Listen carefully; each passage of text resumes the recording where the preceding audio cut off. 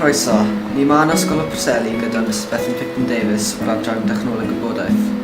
Gyda'r Steddfod nesau, beth yw'ch teimladau chi am bod y Steddfod yn lleol y flwyddyn yma?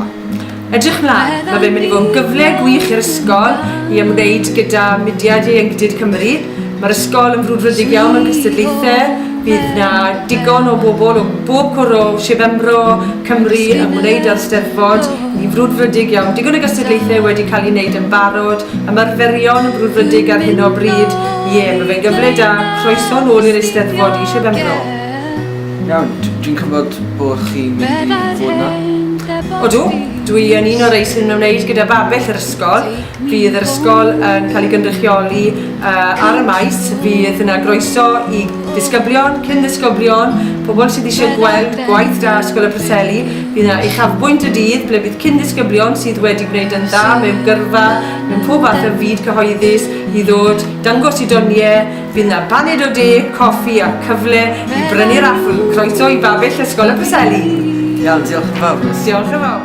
Does un man yn debyg i adran, na ond mae adran debyg iawn i chdi.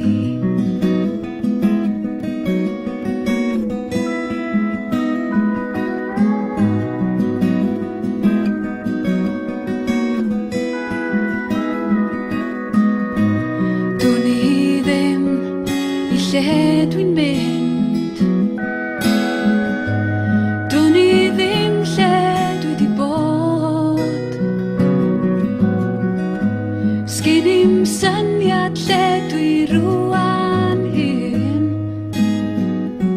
a Duw a wyr lle dwi fod.